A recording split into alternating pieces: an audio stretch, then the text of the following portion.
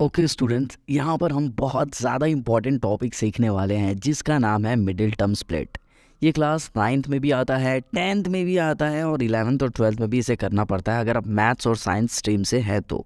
ठीक है, तो चलिए इसे स्टार्ट करते हैं। सबसे पहले हम क्वाड्रेटिक का एक बेसिक फॉर्मूला जान लेते हैं।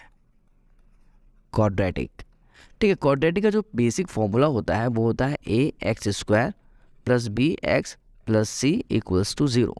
भाई एक्स स्क्वायर के साथ हमेशा ए रहेगा, एक्स के साथ हमेशा बी रहेगा और सी इसे कहते हैं कांस्टेंट, राइट। और जो ए रहेगा वो रहेगा कोएफिशिएंट ऑफ एक्स स्क्वायर, ठीक है, कोफिशिएंट ऑफ एक्स स्क्वायर। भैया एक्स स्क्वायर का कोफिशिएंट क्या है, यहाँ पर ए है और इसे हम क्या कहेंगे, इसे हम यहाँ लिख देते हैं कोफिशिएंट ऑफ, लिख देना है यहाँ पर कोफिशिएंट ऑफ एक्स। भाई कोफिशिएंट ऑफ एक्स क्या है, plus B, coefficient of X square क्या है, प्लस ए, और सी क्या है, कांस्टेंट हो जाएगा। ठीक है, यहाँ तक चीज़ें क्लियर है। अब देखिए भैया, इसको हम बोलेंगे फर्स्ट टर्म, ठीक है, इसको हम बोलेंगे लास्ट टर्म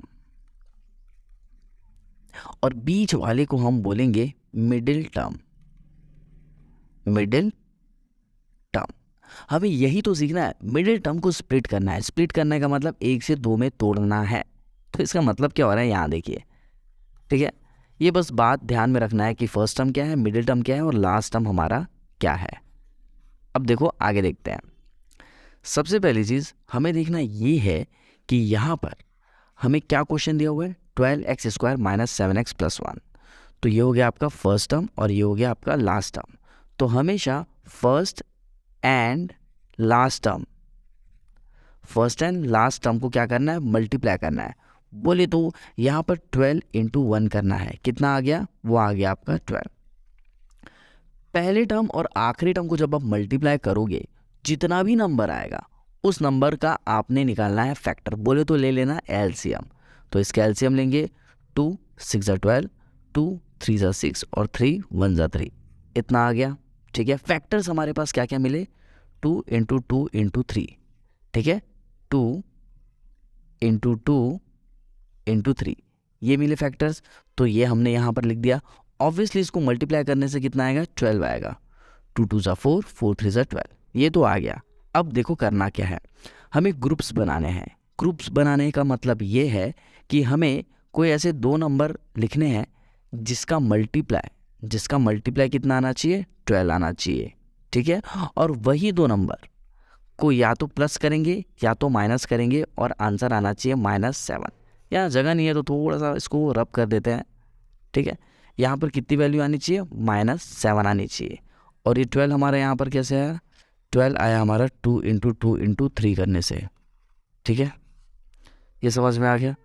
अब यहाँ पर कोई दो नंबर होने चाहिए जिसको मल्टीप्लाई करने से 12 आना चाहिए और उन्हीं नंबर को प्लस या माइनस करने से -7 आना चाहिए। ठीक, तो कैसे करेंगे, देखो पहले हम ग्रुप बनाएंगे। अगर हम इसका ग्रुप बना दिए, 2 2 सा कितना होगा 4 और 4 3 सा कितना हो गया 12। तो यहाँ पर हमने क्या ग्रुप बनाया है, देखो भाई 12 हमारा कैसे कैसे आएगा, 12 हमारा आएगा 3 इंटू 4 करने से। सर ये 3 इंटू 4 क्यों किया आप, क्योंकि ये दिखा 3 और इसका पेयर बना देना आप। ठीक है, ये हो गया 2 2 सा 4, ग्रुप बना, पेयर बना, एक ही बात है। अब हम इसका पेयर बनाएंगे, 2 3 सा कितना होगा 6, बचा ये 2, तो 6 2 सा भी क्या होगा 12 होगा और 3 4 सा भी क्या होगा 12 होगा। ठीक है, और कोई तरीके से 12 आ सकता है क्या, बिल्कुल आ सकता है, वो है 12 इंटू 1, 12। मतलब 12 आने के ये 3 ही तरीके हैं, ये बात समझ में आ गई। ठीक है, लेकिन मल्टीप्लाई करने से तो 12 आ रहा है, तो ये तीनों में से पहला ये, दूसरा ये, तीसरा ये तीनों यहाँ पर सेटिस्फाई कर सकते हैं। लेकिन लेकिन लेकिन हमें एक ऐसा नंबर चूज करना है कि मल्टीप्लाई करने से अगर 12 आ रहा है तो इन्हीं नंबर को प्लस माइनस करने से क्या आना चाहिए, -7 आना चाहिए। फॉर एग्जाम्पल हम इसको चूज करते हैं, 6 2 सा कितना हो गया 12 हो गया। अब ये 6 + 2 करने से क्या -7 आएगा, बिल्कुल नहीं आएगा। 6 + 2 करने से आएगा +8। और इसको अगर हम माइनस करते हैं तो माइनस करने से आंसर आएगा 4, माइनस करने से क्या आंसर आएगा 4 आएगा। अगर हम माइनस करते हैं तो माइनस अगर हम करेंगे तो आंसर हमारा आएगा -8। माइनस माइनस क्या होता है, प्लस होता है, तो 6 और 2 को करेंगे प्लस, लेकिन बड़े नंबर के सामने माइनस है तो यहाँ पर लिखेंगे माइनस। ये बात भी समझ आ गई। अगर प्लस प्लस करेंगे तो आंसर आएगा +8। तो ये सारी चीज़ें हमको पता चल गई। तो यहाँ पर किसी भी रीज़न से -7 नहीं आ रहा है, इसलिए हम इसको चूज़ नहीं करेंगे। हमको ऐसा नंबर चूज़ करना है जिसको प्लस माइनस करने से भी -7 मिलना चाहिए, तो वो ये वाली नंबर हो जाएगी। 3 4 जा क्या होता है, 12 होता है, और 3 और 4 के बीच में या तो प्लस का ऑपरेशन लगाएंगे या तो माइनस का ऑपरेशन लगाएंगे, मतलब या तो प्लस लगाएंगे या तो माइनस लगाएंगे, और आंसर हमारा आना चाहिए -7। तो कैसे होगा देखो, अगर हम यहाँ पर -3 और -4 करते हैं तो माइनस माइनस होगा प्लस, तो 4 को 3 से प्लस करेंगे तो आएगा 7। बड़े नंबर के सामने है माइनस, बड़ा नंबर है यहाँ पर 4, उसके सामने माइनस है तो माइनस आ जाएगा। तो ये है वो मिडिल टर्म स्प्लिट। तो कैसे करेंगे देखो भाई, पहले टर्म और लास्ट टर्म को एज इट इज़ लिख देने का, 12x² + 1। हर क्वेश्चन में मिडिल टर्म स्प्लिट के आपको पहला और आखिरी टर्म छाप देना है, कॉपी पेस्ट कर देना है, ठीक है। अब लाना है -7x। भैया गधे का जब बच्चा होगा तो गधा ही पैदा होगा ना, इंसान थोड़ी ना पैदा हो जाएगा। वैसे ही यहाँ पर हमें सिर्फ -7 नहीं लाना है, हमें लाना है -7x। तो -3x और -4x करेंगे तभी हमारा आएगा -7x। अगर इस x की जगह हम y लगा देंगे तो यहाँ पर हमारा आ जाएगा y। ये बात समझ में आ गई, ठीक है। तो हमें -7x लाना है, तो हमें -3 में और -4 में दोनों में x लगाना पड़ेगा, सो दैट हमारा वैल्यू आएगा यहाँ पर -7x, ठीक है। तो लिखेंगे -3x -4x।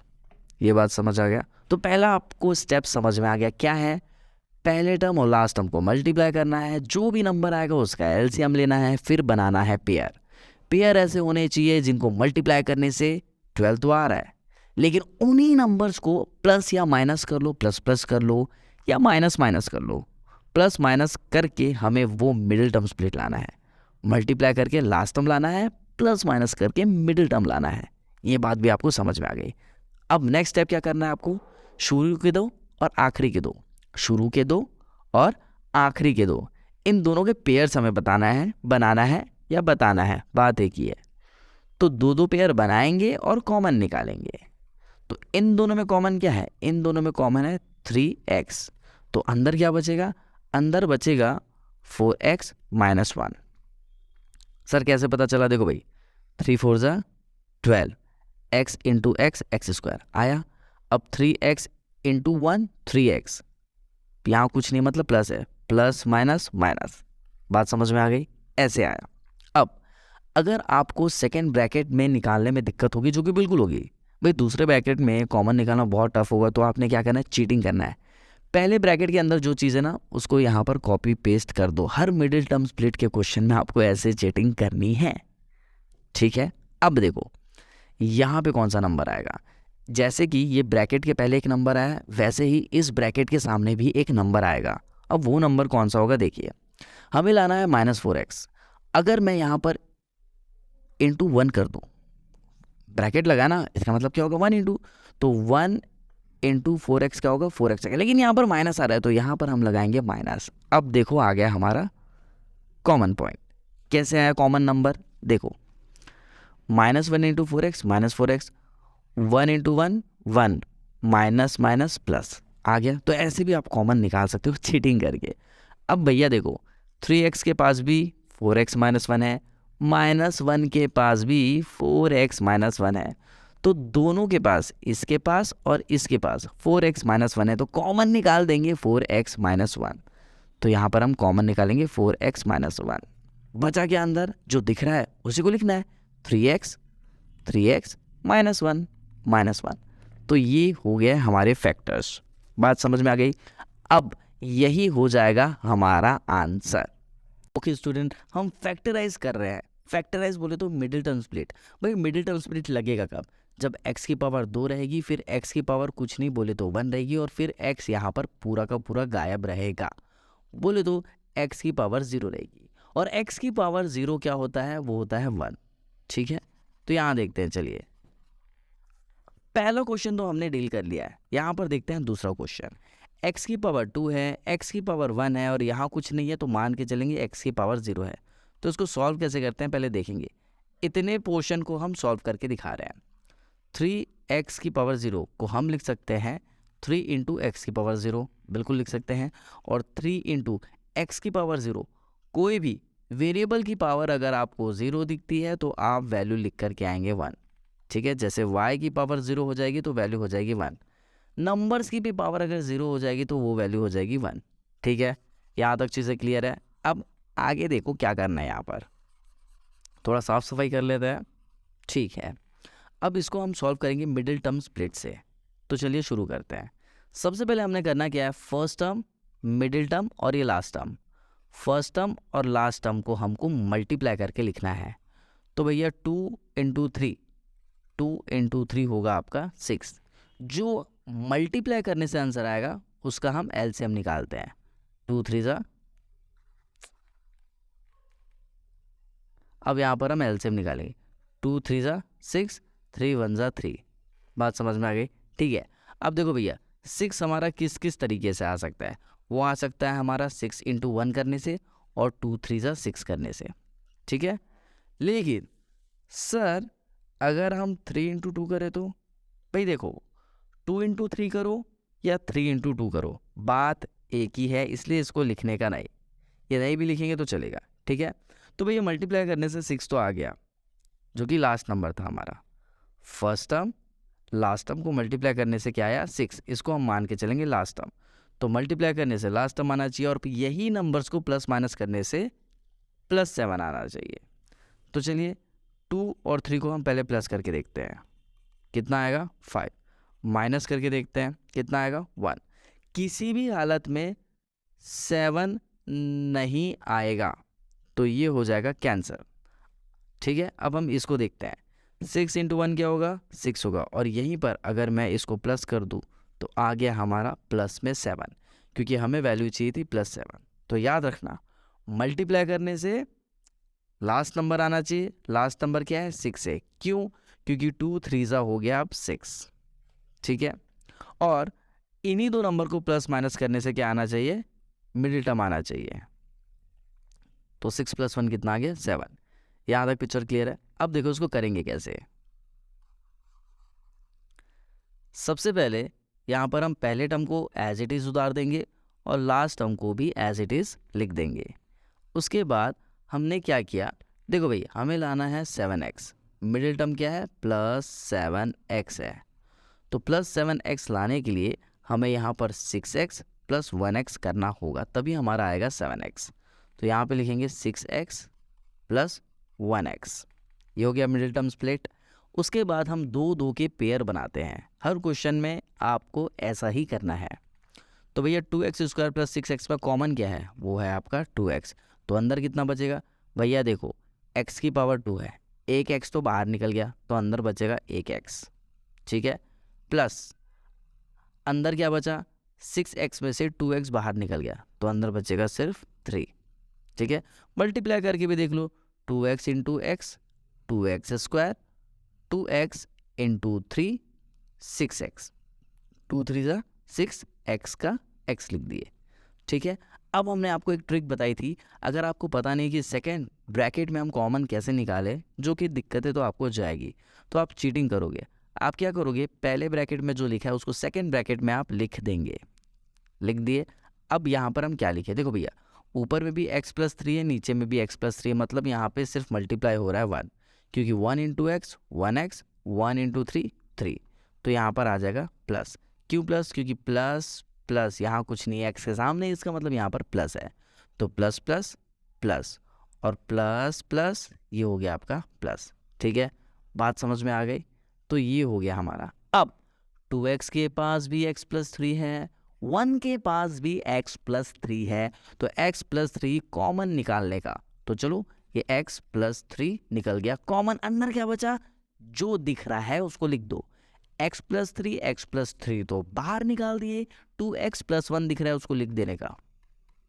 यही है हमारा आंसर।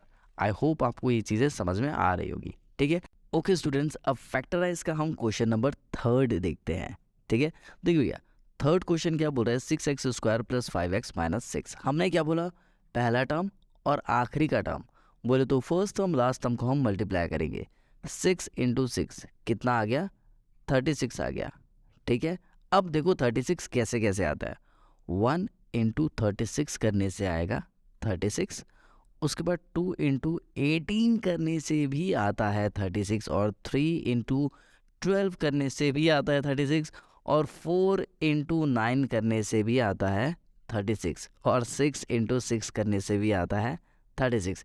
इन सारे नंबर्स से 36 आता है, लेकिन क्या इन सारे नंबर्स को आपस में प्लस या माइनस करने से 5x किस में आता है, हमें ये देखना है। बोले तो प्लस 5x हमें लाना है, तो चलिए भैया प्लस 5x इसमें आएगा। इसको तो प्लस माइनस करने से कभी भी 5x प्लस में नहीं आएगा, ये सेकेंड नंबर भी नहीं आएगा। एक सेकेंड पहले इसको रब कर देते हैं, ठीक है। अब थोड़ा ठीक है, देखो भाई पहला नंबर तो नहीं आएगा, दूसरा भी नहीं आएगा, तीसरा भी नहीं आएगा, हाँ ये भी नहीं आएगा, ये नंबर बिल्कुल आएगा। ठीक है, क्योंकि 4 इंटू 9 है। तो कैसे करेंगे, चलिए देखते हैं। हमने आपको क्या सिखाया था, पहले और आखिरी नंबर को एज इट इज़ लिखेंगे, 6x² माइनस 6। अब इसको हमने मिडिल टर्म स्प्लिट करना है, तो यहाँ 4 इंटू 9 दिख रहा है। तो देखो भैया, अगर हम 4 माइनस करके प्लस 9 कर ले तो नहीं आया समझ में, -4 + 9 करेंगे तो हमारा आएगा +5, या फिर आप 9 - 4 कर लो तो भी आएगा +5। दोनों में से कोई भी आप चीज़ उठा करके रखते हैं तो दोनों में से आंसर सेम ही आएगा। ठीक है, इसको भी बनाएंगे तो भी वही आंसर आएगा, इसको भी लेकर के बनाएंगे तो भी वही आंसर आने वाला है। ठीक है, तो चलिए हम पहली वाली चीज़ को लेकर के बनाते हैं। तो -4x आएगा यहाँ पे, -4x + 9x। ठीक है, अब हमने क्या बताया था, दो का पेयर बनाएंगे। पेयर वैसे दो का ही बनता है। इन दोनों में कॉमन क्या है, वो है 2x। तो अंदर क्या बचेगा भैया, x तो एक बाहर निकल गया, अंदर एक x बचा, और इधर 6 लाने का है, तो 2 में 3 मल्टीप्लाई करेंगे तो आ जाएगा 6। तो 2x को 3x से मल्टीप्लाई करने पर आएगा 6x², माइनस यहाँ पर कौन सी वैल्यू आएगी, देखो भैया 2x है और यहाँ पर 4x है, तो यहाँ पर आएगी वैल्यू 2, क्योंकि 2 2 ज़ा होगा 4, यहाँ कुछ नहीं है मतलब प्लस है, ये प्लस माइनस होगा माइनस, और x का आ जाएगा x। ठीक है, हमने आपको बताया था चीटिंग करना मतलब पहले ब्रैकेट में जो है सेकेंड ब्रैकेट में वही लिख दो, 3x - 2, 3x - 2। ठीक है, लिख दिए। अब यहाँ पर हम कौन सा नंबर लिखे जिसको 3x से मल्टीप्लाई करने पर 9x आना चाहिए और 2 से मल्टीप्लाई करने पर 6 आना चाहिए, वो है अपना 3। 3 3 ज़ा 9 आ गया, और x का x, 3 2 ज़ा हो जाएगा 6, यहाँ पे आ जाएगा प्लस, क्योंकि प्लस प्लस होगा प्लस और प्लस माइनस होगा माइनस। ठीक है, अब देखो भैया 2x के पास भी 3x - 2 है, 3 के पास भी 3x - 2 है, तो 3x - 2 निकल जाएगा, कॉमन निकल गया। बचेगा क्या, 2 जो दिख रहा है वही बचेगा, 2x + 3, 2x + 3, यही है आपका आंसर। आई होप आपको चीज़ें समझ में आ रही होगी। मिलते हैं लास्ट क्वेश्चन में। ओके स्टूडेंट, हम क्वेश्चन नंबर 1 2 3 डील कर चुके हैं, अब बचा है क्वेश्चन नंबर 4। तो इसको थोड़ा जल्दी से डील करेंगे क्योंकि हमने इसको बहुत ज़्यादा तरीके से बताया है, तो आपको ये 3 क्वेश्चन ज़रूर देखने चाहिए। ठीक है, तो चलिए लास्ट क्वेश्चन करते हैं फैक्टराइज का। क्वेश्चन हमारे पास है 3x² - x - 4। तो भैया फर्स्ट टर्म और लास्ट टर्म का हम क्या करेंगे, मल्टीप्लाई करेंगे, तो कितनी वैल्यू आ जाएगी, 12। अभी 12 हमारा कौन कौन से टेबल में आता है, वो है हमारा 1 × 12 आएगा 12, और 2 6 ज़ा 12, और 3 4 ज़ा 12, और कोई नंबर तो नहीं बचा जहाँ पर 12 आता है। ठीक है, अब हमें क्या करना है भाई, मल्टीप्लाई करने से तो 12 आ गया, लेकिन इन तीनों में से ऐसा कौन सा पेयर बनाएंगे जिसको प्लस या माइनस करने से -1x आना चाहिए, बोले तो -x आना चाहिए, बात एक ही है। तो भैया वो नंबर क्या होगा, चलिए देखते हैं। इन दोनों को आपस में प्लस या माइनस करेंगे तो कतई -1 नहीं आएगा, इन दोनों को भी करेंगे तो नहीं आएगा, तो ये दोनों चल बसे, गायब कर दो, हटा दो अपने जीवन से इसको। 3 4 ज़ा 12 तो होता है, और 3 - 4 करने से आएगा -1, बोले तो 3x - 4x करने से आएगा -1x। तो हम इसको कर लेंगे सेलेक्ट, और चलिए बनाते हैं। जैसे कि हमने आपको बताया था कि पहला टर्म को एज इट इज़ लिखेंगे, आखिरी टर्म को भी एज इट इज़ लिखेंगे। अब मिडिल टर्म को करेंगे स्प्लिट, तो वो हो जाएगा हमारा +3x माइनस 4x। ठीक है, अब देखो भैया पेयर बनाएंगे, बन गया पेयर। इन दोनों में कॉमन क्या है, वो है 3x। तो अंदर क्या बचेगा, अंदर बचेगा x+1। कैसे बचेगा, देखो 3x इंटू एक्स होता है 3x² और 3x इंटू 1 होगा आपका 3x। आगे वैल्यू हमने आपको क्या बताया था, चीटिंग करना बताया था। इस ब्रैकेट में x+1 है तो यहाँ पर भी छाप देने का x+1। ठीक है, अब कॉमन क्या निकलेगा, देखो भाई यहाँ पर भी -4 है और यहाँ भी -4 है, तो ये दोनों -4 को हम क्या कर देंगे, कॉमन निकाल देंगे। तो यहाँ पे आएगा -4। अब देखो भैया 4 इंटू एक्स 4x, एक्स से सामने कुछ नहीं मतलब प्लस होगा, माइनस प्लस आएगा minus, as it is minus plus आएगा माइनस और 4 इंटू 1 आएगा 4, तो आ गया -4। ये बात भी आपको समझ में आ गई। ठीक है, ये हमारा निकल कर आ गया। 3x के पास भी x+1 है, -4 के पास भी x+1 है, तो x+1 निकालेंगे कॉमन, जो दिख रहा है उसको लिख देंगे 3x -4, 3x -4। यही है हमारा आंसर। आई होप आपको क्वेश्चन नंबर 4 के सारे पार्ट क्लियर हो चुके होंगे। मिलते हैं अगले वीडियो में, टिल देन बाय।